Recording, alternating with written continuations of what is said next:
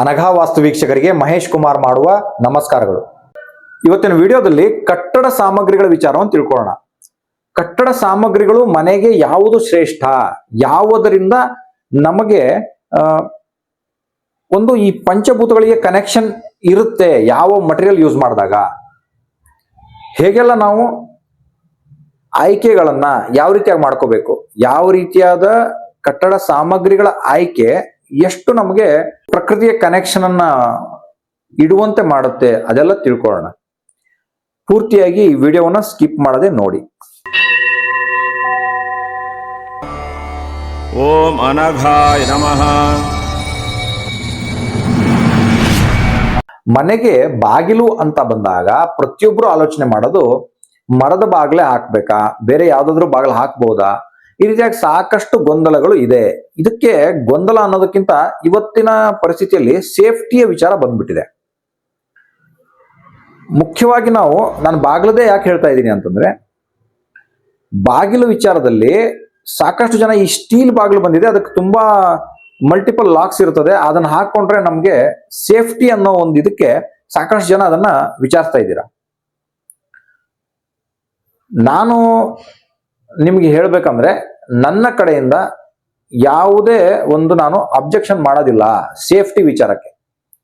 ನಾವು ನಮ್ಮ ಸೇಫ್ಟಿ ಮೊದಲು ಮುಖ್ಯ ಅಂತ ನಾನು ಪ್ರತಿಪಾದನೆ ಮಾಡ್ತಕ್ಕಂಥ ವ್ಯಕ್ತಿ. ವಾಸ್ತು ವಿಚಾರ ಅನ್ನುವಾಗ ಅದನ್ನ ಹೇಗೆ ನಾವು ಎನರ್ಜೈಸ್ ಮಾಡ್ಕೋಬೇಕು, ಅವೆಲ್ಲ ವಿಚಾರಗಳನ್ನ ನಾವು ನಿಮ್ಗೆ ನಮ್ಮ ಕನ್ಸಲ್ಟೇಷನ್ ಅಲ್ಲಿ ಹೇಳ್ಕೊಡ್ತೀವಿ. ಅದನ್ನ ಹೇಗೆ ನಾವು ಉಪಯೋಗಿಸ್ಕೋಬಹುದು, ಸ್ಟೀಲ್ ಡೋರ್ ಇದ್ರೂ ಸಹಿತ ಯಾವ ರೀತಿಯಾಗಿ ದೋಷ ಬರದೇ ಇರೋ ತರ ಅದನ್ನ ಉಪಯೋಗಿಸ್ಕೋಬಹುದು, ಅವೆಲ್ಲ ವಿಚಾರನ ನಿಮ್ಗೆ ಕನ್ಸಲ್ಟೇಷನ್ ಅಲ್ಲಿ ತಿಳಿಸ್ಕೊಡ್ತೀವಿ. ಇನ್ನು ಕಟ್ಟಡ ಸಾಮಗ್ರಿ ಅಂತ ಬಂದಾಗ ಕಟ್ತಕ್ಕಂಥ ಇಟ್ಟಿಗೆ, ಕಟ್ತಕ್ಕಂಥ ಬ್ಲಾಕ್, ಇವೆಲ್ಲ ವಿಚಾರ ಬರುತ್ತೆ.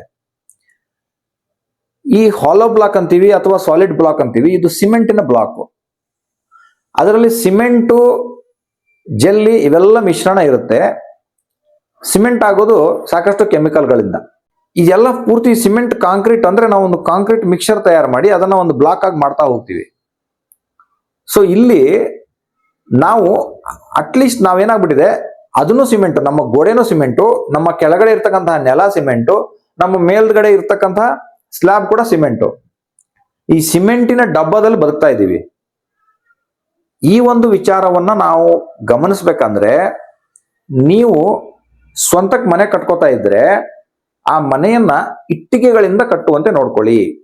ಕೆಂಪು ಇಟ್ಟಿಗೆಗಳು, ಮಣ್ಣಿನಿಂದ ಮಾಡಿರ್ತಕ್ಕಂಥ ಇಟ್ಟಿಗೆಯನ್ನ ಭಟ್ಟಿಯಲ್ಲಿ ಬೇಯಿಸಿ ಏನ್ ಮಾಡ್ತಾರೆ, ಆ ಇಟ್ಟಿಗೆ ಒಳ್ಳೆ ಕ್ವಾಲಿಟಿ ಇಟ್ಟಿಗೆಗಳನ್ನ ಬಳಸ್ಕೊಂಡು ನೀವು ಮನೆಯನ್ನ ಕಟ್ಕೊಳ್ಳಿ. ಆವಾಗ ನೀವು ಅಟ್ಲೀಸ್ಟ್ ಮಣ್ಣಿಗೆ ಕನೆಕ್ಟೆಡ್ ಇರ್ತೀರಾ. ಅದಕ್ಕೆ ನಾವು ಪ್ಲಾಸ್ಟರ್ ಮಾಡ್ಬೋದು, ಆದ್ರೂ ಕೂಡ ಅದ್ರ ಒಳಗಡೆ ಇರ್ತಕ್ಕಂಥದ್ದು ಮಣ್ಣಲ್ವಾ. ಪ್ರಮಾಣ ಎಷ್ಟಿದೆ, ಈಗ ನಾವು ಸಿಮೆಂಟಿನ ಪ್ರಮಾಣ ಬ್ಲಾಕ್ ಕಟ್ಟಿದಾಗ ಸಂಪೂರ್ಣ ಬ್ಲಾಕ್ಗಳು ಗೋಡೆನೆ ಸಿಮೆಂಟ್ ಇಂದು, ಅದ್ರ ಮೇಲ್ಗಡೆ ಸಿಮೆಂಟಿನ ಲೇಪನ ಮಾಡಿದ್ವಿ. ಆದ್ರೆ ಒಳಗಡೆ ಇರ್ತಕ್ಕಂಥದ್ದು ಇಟ್ಟಿಗೆ ಆದಾಗ ಹೊರಗಡೆ ಲೇಪನ ಅಷ್ಟೇ ಸಿಮೆಂಟ್ ಆಗಿರುತ್ತೆ, ಒಳಗಡೆ ಇಟ್ಟಿಗೆ ಇರುತ್ತೆ. ಸೊ ನಾವು ಅಟ್ಲೀಸ್ಟ್ ಈ ರೂಪದಲ್ಲಿ ಮಣ್ಣಿನ ಕನೆಕ್ಷನ್ ಅಲ್ಲಿ ಇರ್ತೀವಿ. ಮತ್ತೆ ಈ ಟೆರಾಕೋಟಾ ಬ್ಲಾಕ್ಗಳು ಬಂದಿದಾವೆ. ನಾವೀಗ ಫ್ರೇಮ್ಡ್ ಸ್ಟ್ರಕ್ಚರ್ ಹೋದಾಗ ನಾವೀಗ ಕಾಲಮ್ಗಳು ಹಾಕಿರ್ತೀವಿ, ಬೀಮ್ಗಳು ಹಾಕಿರ್ತೀವಿ, ಲಿಂಟಲ್ ಹಾಕಿರ್ತೀವಿ. ಮನೆಯ ಒಳಗೋಡೆಗಳನ್ನ ಅಟ್ಲೀಸ್ಟ್ ಇನ್ನೂ ಒಂದು ವಿಚಾರ ನೋಡಿದಾಗ, ಮನೆಯ ಒಳಗೋಡೆಗಳನ್ನ ನೀವು ಈ ಟೆರಾಕೋಟಾ ಬ್ಲಾಕ್ಸ್ ಅಲ್ಲಿ ಮಾಡ್ಕೋಬಹುದು. ಅದಕ್ಕೇನೆ ಡಿಸೈನ್ ಮಾಡ್ಬಿಡ್ಬೋದು, ಅಂದ್ರೆ ಪ್ಲಾಸ್ಟರೇ ಮಾಡ್ಬೇಕಾಗಿಲ್ಲ, ಓಪನ್ ಆಗಿ ಬಿಟ್ಕೊಳ್ಳಿ. ಅದು ಕೂಡ ನಿಮ್ಗೆ ಸಾಕಷ್ಟು ಆ ಮಣ್ಣಿಗೆ ಒಂದು ಕನೆಕ್ಷನ್ ಅನ್ನ ಕೊಡುತ್ತೆ, ಅಂದ್ರೆ ನಾವು ಒಂದು ನೇಚರ್ ಜೊತೆ ಇದೀವಿ ಅನ್ನೋ ಫೀಲ್ ಕೊಡುತ್ತೆ. ಇವತ್ತಿಗೆ ಸಾಕಷ್ಟು ನಿಮ್ಗೆ ಕಟ್ಟಡ ಸಾಮಗ್ರಿಗಳು ಅವೈಲೇಬಲ್ ಇದಾವೆ ಮಣ್ಣಿಂದ ಮಾಡಿರ್ತಕ್ಕಂಥದ್ದು. ಅವುಗಳ ಸದ್ಬಳಕೆ ಹೇಗೆ, ಅವುಗಳನ್ನ ಯಾವ ರೀತಿಯಾಗಿ ಬಳಸ್ಕೋಬಹುದು, ಅವೆಲ್ಲವನ್ನ ನೀವು ನೋಡಿ ಆ ರೀತಿಯಾಗಿ ಮಾಡ್ಕೋಬಹುದು. ವೇಟ್ ಕಡಿಮೆ ಬೇಕು ಅನ್ನೋದಾದ್ರೆ ಟೆರಾಕೋಟಾಗೆ ಹೋಗ್ಬೋದು, ಯಾಕಂದ್ರೆ ಅದು ಬ್ಲಾಕ್ ಓಪನ್ ಇರ್ತದೆ, ಲೈಟ್ ವೇಟ್ ಇರ್ತವೆ, ಹಾಲೋ ಇರ್ತವೆ. ತೂಕ ತಡಿತಕ್ಕಂತಹ ಇಟ್ಟಿಗೆ ಬೇಕಂದಾಗ ಅದು ಇಂಟರ್ಲಾಕ್ ಮಡ್ ಬ್ಲಾಕ್ ಅಂತ ಕರಿತೀವಿ, ಆ ಬ್ಲಾಕ್ಗಳನ್ನು ಸಹ ನೀವು ಬಳಸಬಹುದು. ಟ್ರೆಡಿಷನಲಿ ತಯಾರಿಸ್ತಕ್ಕಂಥ ಇಟ್ಟಿಗೆಗಳನ್ನು ಸಹ ಬಳಸಬಹುದು. ಈ ಇಟ್ಟಿಗೆಗಳಿಂದ ಕಟ್ಟಿದಾಗ ಮನೆ ಸ್ವಲ್ಪ ಬೇಸಿಗೆಯಲ್ಲಿ ತಂಪಾಗಿರುತ್ತೆ, ಚಳಿಗಾಲದಲ್ಲಿ ಬೆಚ್ಚಗಿರುತ್ತೆ. ಅದೇ ನೀವು ಸಿಮೆಂಟ್ ಇಂದ ಕಟ್ಟಿದಾಗ ಅದು ಯಾವ ಕಾಲಕ್ಕೂ ಯಾವ ರೀತಿಯಾಗೂ ಅದು ನಮ್ಗೆ ಈಗ ಬೇಸಿಗೆಯಲ್ಲಿ ಇನ್ನೂ ಜಾಸ್ತಿ ಬಿಸಿ ಮಾಡುತ್ತೆ. ಸಿಮೆಂಟ್ ಅಲ್ಲಿ ಇದ್ದಾಗ ಅವಾಗ ನಿಮ್ಗೆ AC ಫ್ಯಾನು ಬೇಕೇ ಬೇಕು, ಅವಾಗ ಪವರ್ ಕನ್ಸಂಪ್ಷನ್ ಕೂಡ ಜಾಸ್ತಿ ಆಗುತ್ತೆ. ನಾವೇನೋ ಅಂತೀವಿ, ನಾವು ಪ್ರಕೃತಿಯ ಮಣ್ಣನ್ನು ಉಳಿಸ್ತಾ ಇದೀವಿ, ಅದು ಮಾಡ್ತಾ ಇದೀವಿ, ಇದು ಮಾಡ್ತಾ ಇದೀವಿ ಅಂತ. ಇನ್ನೊಂದು ರೂಪದಲ್ಲಿ ನಾವು ಅದನ್ನ ಎನರ್ಜಿ ರೂಪದಲ್ಲಿ ಖರ್ಚು ಮಾಡೇ ಮಾಡ್ತೀವಿ. ಆಮೇಲೆ ಕಿಟಕಿಗಳ ವಿಚಾರ ಬರುತ್ತೆ. ಕಿಟಕಿಗಳ ವಿಚಾರ ಬಂದಾಗ ನಿಮ್ಗೆ ಕಿಟಕಿಗಳ ವಿಚಾರ ಹೇಳ್ತೀನಿ. ಕಿಟಕಿಗಳಲ್ಲಿ ಕೆಲವೊಬ್ರು ಏನ್ ಮಾಡ್ತಾರೆ, ಈ ಗ್ರಿಲ್ಸ್ ಮಾಡ್ಕೋತಾರೆ.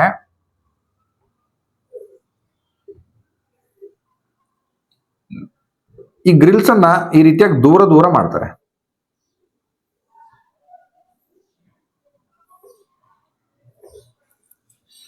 ಇಷ್ಟು ದೂರ ದೂರ ಗ್ರಿಲ್ಸ್ ಅನ್ನ ಮಾಡಬೇಡಿ. ಮತ್ತೆ ಇದು ಸೇಫ್ ಅಲ್ಲ, ಅದನ್ನ ತಿಳ್ಕೊಳ್ಳಿ. ಗ್ರಿಲ್ಸ್ ಅನ್ನ ಹತ್ರ ಮಾಡಬೇಕು, ತುಂಬಾ ಹತ್ರ ಮಾಡಬೇಕು. 3 ಇಂಚ್. ನಾವು ಮನೆ ಕಟ್ಟೋದು ಒಂದ್ಸಲ, ಖರ್ಚು ಮಾಡೋದು ಒಂದ್ಸಲ. ಇದರಲ್ಲಿ ನೀವು 4 ರಾಡ್ ಉಳಿಸಿ ಅದೆಷ್ಟು ನೀವು ಸೇವಿಂಗ್ ಮಾಡ್ಬಿಡ್ತೀರಾ? ಇದರಲ್ಲಿ ನೀವು ಸೇಫ್ಟಿ ಬಗ್ಗೆ ಯಾವುದೇ ಕಾರಣಕ್ಕೂ ಸೇಫ್ಟಿ ವಿಚಾರದಲ್ಲಿ ಕಾಂಪ್ರಮೈಸ್ ಆಗಬೇಡಿ. ಸೇಫ್ಟಿ ವಿಚಾರದಲ್ಲಿ ಕಾಂಪ್ರಮೈಸೇ ಆಗಬೇಡಿ. ಸೇಫ್ಟಿ ವೆರಿ ವೆರಿ ಇಂಪಾರ್ಟೆಂಟ್ ಅಂತ ಕರಿತೀನಿ. ಗ್ರಿಲ್ಸ್ ವಿಚಾರ ಬಂದಾಗ ಸೇಫ್ಟಿಯನ್ನ ನೋಡ್ಕೊಳ್ಳಿ. ಡಿಸೈನ್ ಏನೋ ಮಾಡ್ಕೊಳ್ಳಿ, ಆದ್ರೆ ಸೇಫ್ಟಿ ಮಾತ್ರ. ಮತ್ತೆ ಮಿನಿಮಮ್ 10 mm ಹೋಗಿ, 8 mm, ಅದಕ್ಕಿಂತ ಕಡಿಮೆ ಹೋಗ್ಬೇಡಿ. 10 to 12 mm ಆ ಅಳತೆಯ ಸ್ಕ್ವೇರ್ ಆಗ್ಲಿ ಯೂಸ್ ಮಾಡಿ, ರೌಂಡ್ ಆದ್ರೂ ಯೂಸ್ ಮಾಡಿ. ಯಾವುದೇ ನೀವು ಈ ಗ್ರಿಲ್ಲಿನ ಮಟೀರಿಯಲ್ ಯೂಸ್ ಮಾಡ್ತಿರೋ ಮಾಡಿ, ಆದ್ರೆ ಅದು ಸ್ಟ್ರಾಂಗ್ ಆಗಿರ್ಲಿ.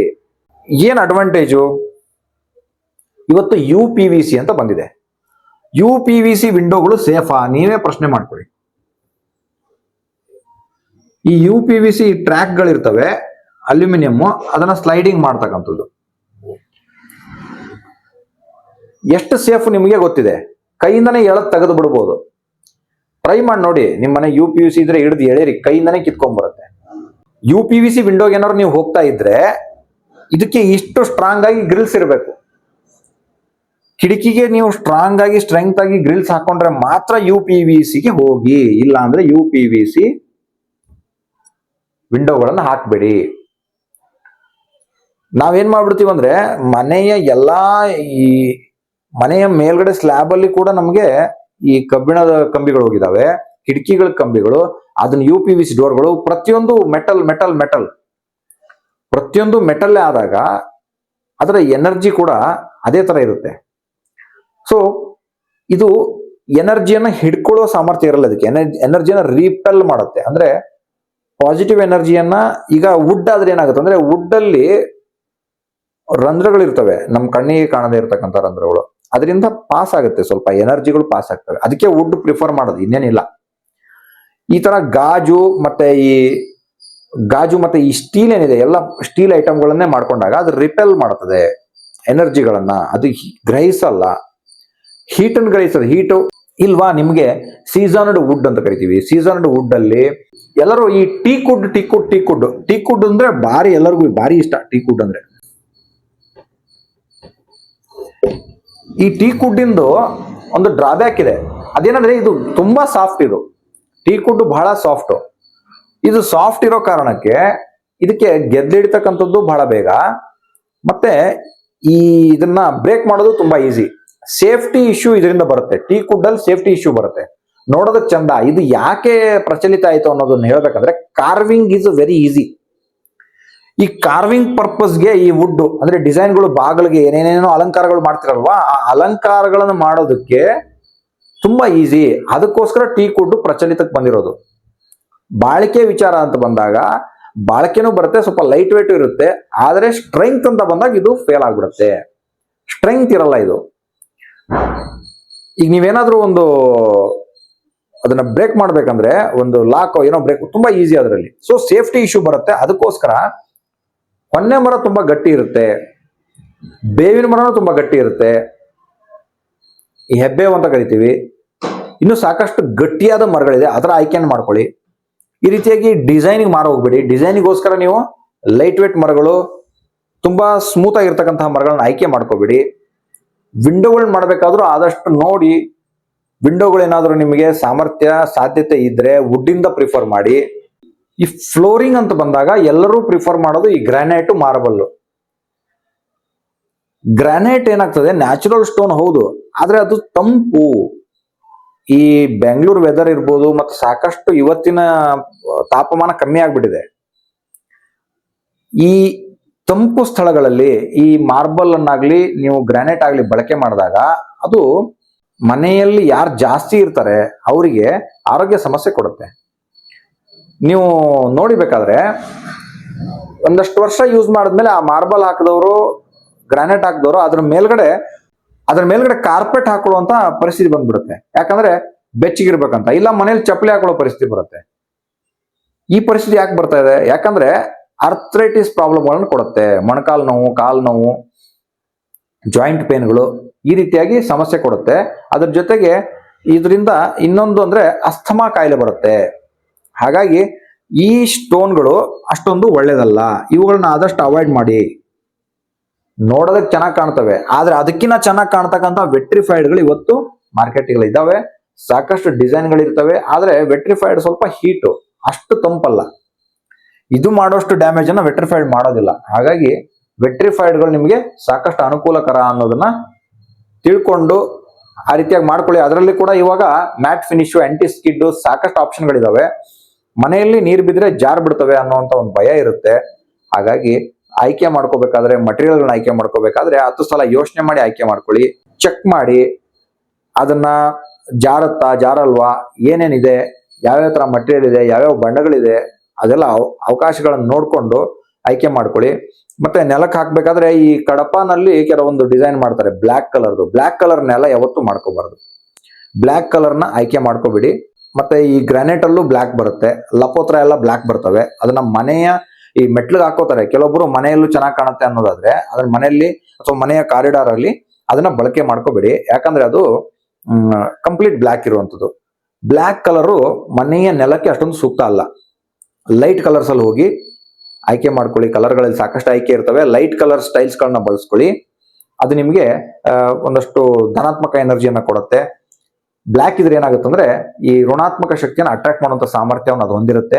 ಕಲರ್ ಕೂಡ ನಮ್ಗೆ ಅಷ್ಟೇ ಮ್ಯಾಟರ್ ಆಗುತ್ತೆ ಅಂತ ಹೇಳ್ತಾ ಇವತ್ತಿನ ಈ ವಿಡಿಯೋದಲ್ಲಿ ಸಾಕಷ್ಟು ಮಟೀರಿಯಲ್ಗಳ ಬಗ್ಗೆ ಸಾಕಷ್ಟು ವಿಚಾರವನ್ನು ತಿಳಿಸ್ಕೊಟ್ಟಿದ್ದೀನಿ. ಇನ್ನು ಬಣ್ಣಗಳ ವಿಚಾರ ಅಂತ ಬಂದಾಗ ಈ ಸಗಣಿಯಿಂದ, ಆಕಳ ಸಗಣಿಯಿಂದ ಕೂಡ ಬಣ್ಣಗಳನ್ನು ತಯಾರು ಮಾಡ್ತಾ ಇದ್ದಾರೆ. ಅವುಗಳನ್ನ ಎಕ್ಸ್ಪ್ಲೋರ್ ಮಾಡೋದಾದ್ರೆ ಮಾಡಿ. ಮತ್ತೆ ಮಣ್ಣಿನಿಂದ ಮಾಡಿರ್ತಕ್ಕಂತಹ ಟೈಲ್ಸ್ಗಳು ಅವೈಲೇಬಲ್ ಇದಾವೆ, ಟ್ರೆಡಿಷನಲ್ ಟೈಲ್ಸ್ಗಳು. ಅವುಗಳ ಬಗ್ಗೆ ನೀವು ಆಲೋಚನೆ ಮಾಡೋದಾದ್ರು ಮಾಡ್ಬೋದು.